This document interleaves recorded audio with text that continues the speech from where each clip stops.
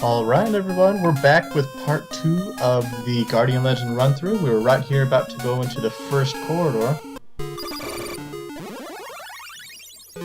And we're off.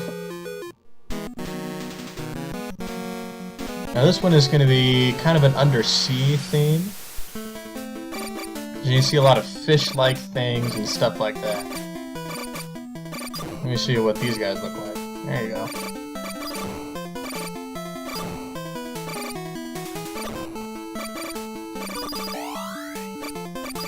I hope I can get some more chips here in just a second, so that my gun will be a little bit more effective than this little guy.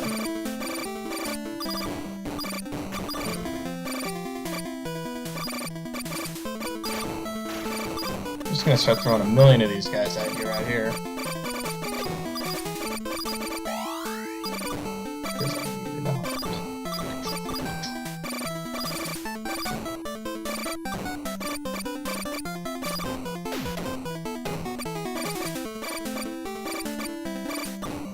And you see they got the seahorses here too, and then I don't know what that thing was. It was tossing those things at me, but he's there. Alright, okay.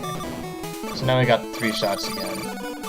That actually makes this level a lot easier, and most of these levels a lot easier, because you can hit stuff way easier than you would normally be able to.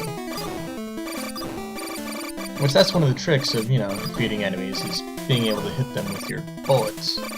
Yeah, it helps. Okay, now that thing will actually follow you forever if you don't kill it.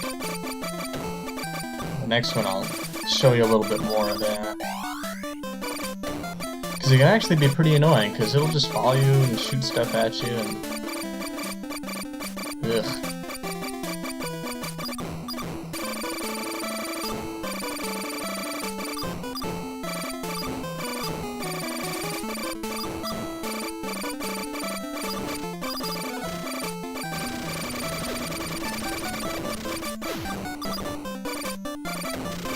Yeah, he's still going. He's just gonna keep shooting at me till I take him out. So...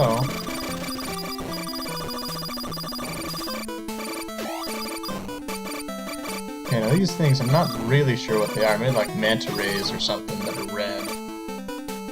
You see that kind of a face thing on the very bottom side of them, so... I don't know. But they're easier to take out when they're coming towards you. The first time, so that, you know, you not have to try and shoot them when they're moving much faster.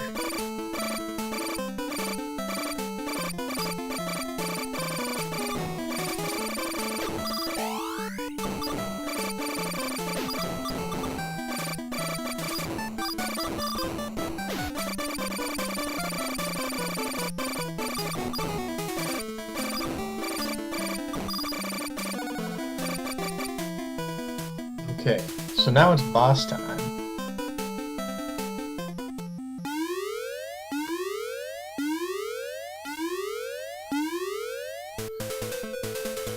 And this also, I think, is supposed to be like a giant fish of some sort, but it's only got that one big red eye in it. So it's like a cyclops fish. Cyclopses are cool, right? Now at this point, I might use one of my special weapons, because they can do a little bit more damage than just my standard gun. As long as I can hit, that helps.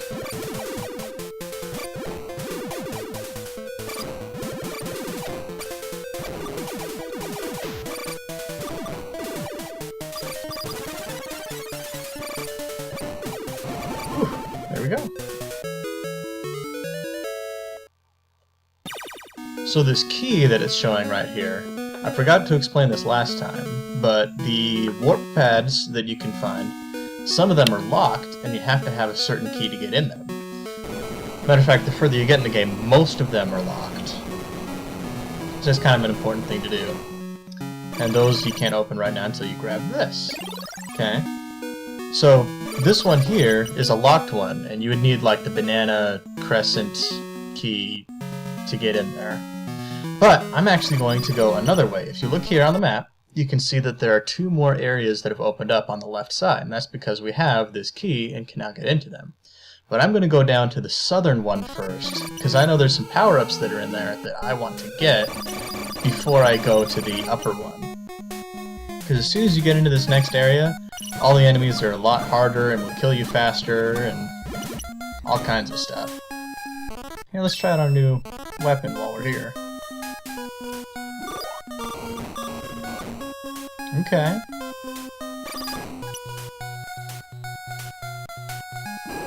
So it's like the one that swirls around you, except that it slowly moves across the screen. Which, I mean, that could be pretty useful at times. It just kind of depends on what you want to do. Although it does take out most of those enemies in one hit, which is pretty cool. Okay, this is a save room. What you have to do is put your weapon to no use and then push A. But then you have to write down this big long code, which has 20 some odd letters in it. 1632, there we go. So, since I'm using a different, program for this, I can actually just restart it with a different save function. So I'm not really going to worry about writing down that code. But when you were originally playing this on the NES, I mean, that's the only way you had to save. That was pretty frustrating, for most gamers, because that's a pretty long code to try and remember. I mean, you had the Metroid system, and they only had, like, what was it, like 12 letters that you had to know?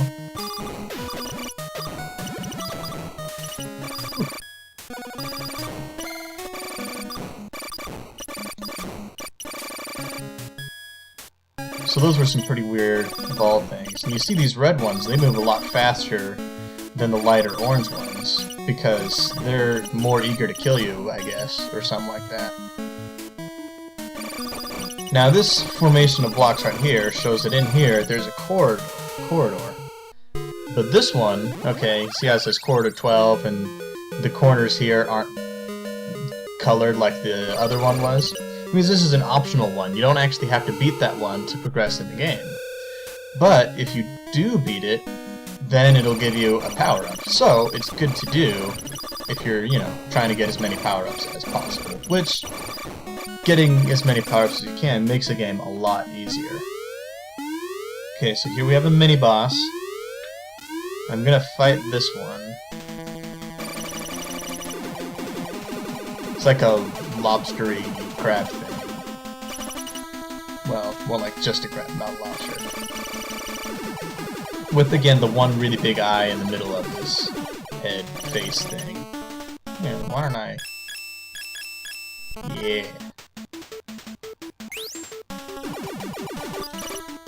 Nice. Okay. So this gun that I just picked up, this actually adds to my attack. If you look over on the right side underneath of Chip Max, you can see that the attack now has 2 guns instead of just the one. So, my attack is twice as powerful, which that's really useful. So we're going to go in here. To remove the seal from corridor number 2, touch everywhere. So now you've got this little puzzle that you have to solve for the next corridor that's going to progress you in the game.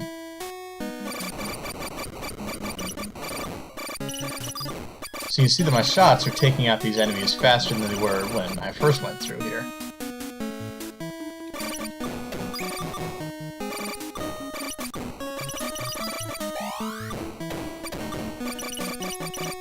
Which is pretty nice. I mean, that helps a lot as far as the game goes. And that also allows me to shoot even faster than I did before. It'll actually fire it in shorter bursts, but there's still the same amount of bullets being fired at once.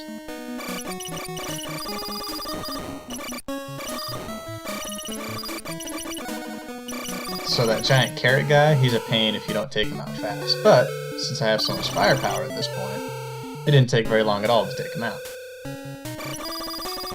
He shoots those bubble things at you and whatever. Okay.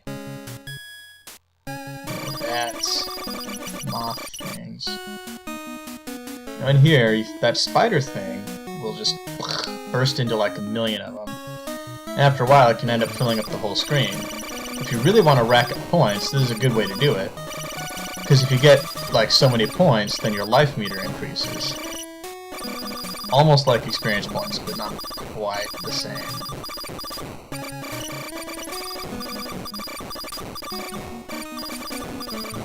But I won't sit here forever, so let's just go grab that health pack.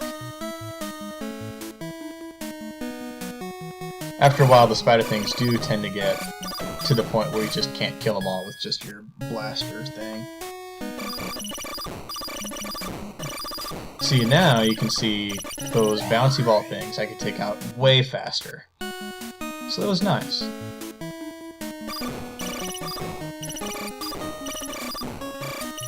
Well, before we end here, let me just show you the secret of corridor number 2, okay? Remember how the guy said touch everywhere? All you have to do is this. Touch all the pieces, and boom, it's open. So we're going to pause there. Thank you for watching, and hopefully you'll follow me with the next one.